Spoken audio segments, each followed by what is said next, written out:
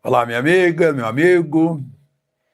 Hora do nosso encontro, com a semana terminando, e é a vez de ler para você o meu artigo que sai em 30 e tantos jornais todas as semanas, fazendo comentários, observações nas entrelinhas. Lembre-se de se inscrever e, ao final, de deixar o gostei ou não gostei. Vamos, então, à leitura do artigo com comentários, observações nas entrelinhas.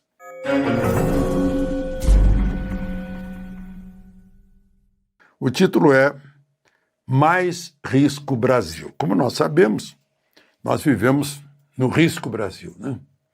O Brasil não tem segurança pública, não tem segurança jurídica, não tem segurança política. Isso tudo é risco Brasil. Não tem segurança tributária, porque toda hora estão calcando mais imposto. Agora o TCU está exigindo do ministro da Fazenda um equilíbrio equivalente a 30 bilhões, se não me engano, para tirar de onde, né? Então é essa coisa que a gente não sabe como é que vamos planejar um empreendimento para dentro de 5 anos, né? Então, daí o título, Mais Risco Brasil. Vou falar sobre um outro risco, além dos que já conhecemos. Lula e Trump vão conversar em uma semana. Eu digo que Lula, para cumprir uma gracinha que ele fez, mas foi uma ameaça também, tem que levar jabuticaba para a Casa Branca, para mostrar que o Brasil produz coisas que o mundo inteiro não produz, né? O americano pronunciou na ONU um discurso sereno, mesmo depois da fala provocativa de Lula na tribuna. Aí encontraram-se brevemente. E aí vem a palavra do Trump, né? Ele parece um cara legal, gosta de mim, eu gostei dele, né? Pintou uma química, né? Marcamos um encontro, ele disse 2 vezes marcamos encontro para a semana que vem. Lula confirmou isso, disse que Trump veio na direção dele sorrindo, estava muito simpático e acha que pintou mesmo uma química. Não é a primeira vez que um presidente republicano gosta de se aproximar a Lula. Quando Lula foi à Casa Branca antes de tomar posse, já eleito, em seu primeiro mandato, George W. Bush confiou a Lula uma missão, que ele cuidasse da Venezuela, mas não se intrometesse na derrubada de Saddam Hussein. Já faz bastante tempo isso, vou revelar quem me contou, alguém que estava lá, Aloysio Mercadante, que ele disse, olha, eu vou invadir o Iraque e vou derrubar o Saddam Hussein. Brasil não se meta. Compensação, você cuide da Venezuela, eu não vou me meter. Lá daquele Chávez. Uma vez eu perguntei para o Zé Dirceu como é que estava administrando Chávez, o Zé Dirceu, em outras palavras, mas quis entender, né? A gente tem que tratar com cuidado um sujeito meio maluquinho, né? Maduro não está diferente. Lula deve ter se surpreendido com a abordagem de Donald Trump e agora terá uns dias para acertar com Celso Amorim o tom da conversa. Moraes não foi mencionado, ou seja, nada a ver com a Magnitsky. É a questão da tarifa de 50%, questões econômicas. Por isso que Lula tem que aproveitar essa oportunidade de defender a economia brasileira, que é a economia brasileira que paga os impostos que sustentam o Estado brasileiro, do qual Lula é chefe, né? Então é uma grande oportunidade.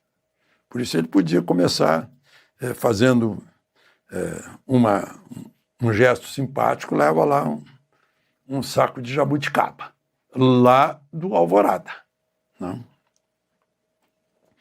A holding familiar de Moraes, eu disse que Moraes não foi mencionado, a holding familiar de Moraes recebeu também a sanção da Magnitsky.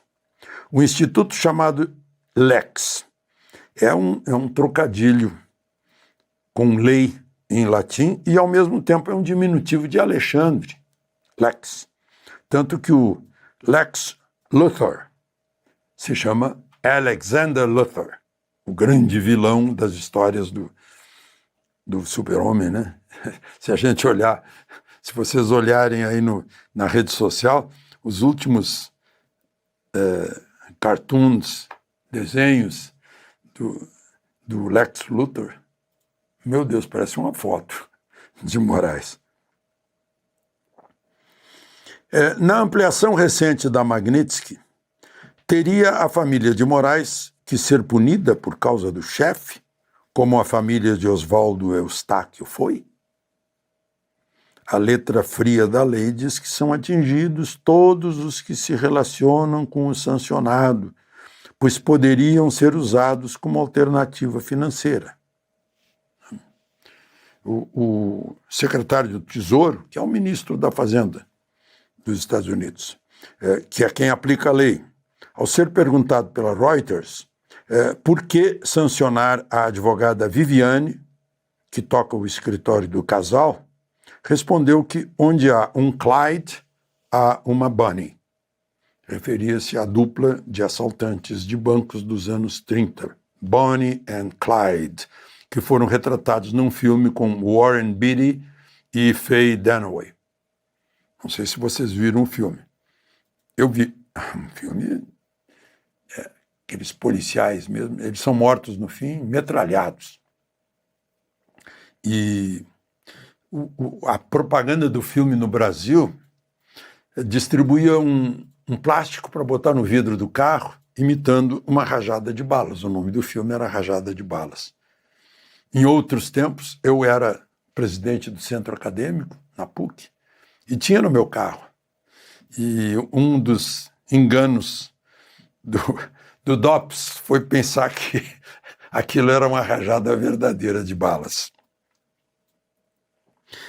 No mesmo dia, mais autorizações para entrar nos Estados Unidos foram canceladas, naquele dia do discurso lá da ONU, do Lula e do Trump. Do advogado-geral da União, que ficou conhecido como Bessias, por causa daquele telefonema da Dilma, dizendo que tinha feito um ato para nomear o Lula ministro, algo assim, para ele não ser preso.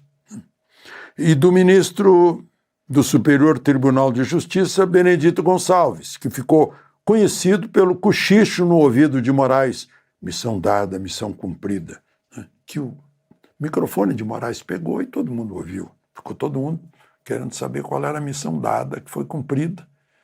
Esse ministro Benedito Gonçalves representava o Superior Tribunal de Justiça como ministro no Tribunal Superior Eleitoral.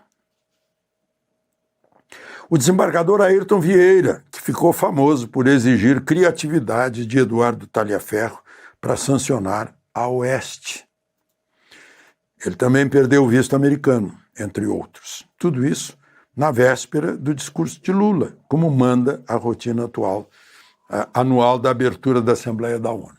Como o Brasil presidiu a primeira Assembleia da ONU, quando ela foi criada, logo depois da Segunda Guerra, ficou tradição. O presidente do Brasil é que abre a Assembleia da ONU, a Assembleia Geral, que são as reuniões de trabalho de todo mundo. Lula já estava nos Estados Unidos quando a ampliação das sanções foi anunciada. Recusava-se a falar com Trump. Mas agora ou conversa ou deixa clara a sua posição. Vai falar sobre as condições da retirada das tarifas de importação de produtos brasileiros. Vai ter que falar sobre o Ocidente, o distanciamento do Ocidente.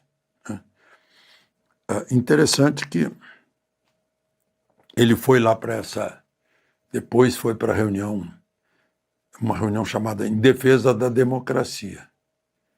Só que ele jurou defender a Constituição e não faz nada, porque o Supremo o descondenou, né, e ele acha que está devendo para o Supremo, então não fala nada a respeito.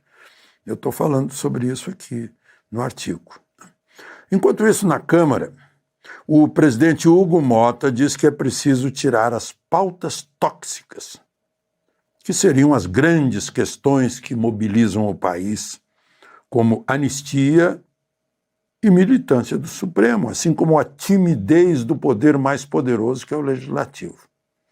Ou seja, Mota empurra o que está em ebulição para debaixo do tapete. Aí, sem a válvula do debate, a pressão vai aumentar e pode explodir a panela de pressão. E aí é o risco de um 8 de janeiro turbinado. De Brasília, Alexandre Garcia.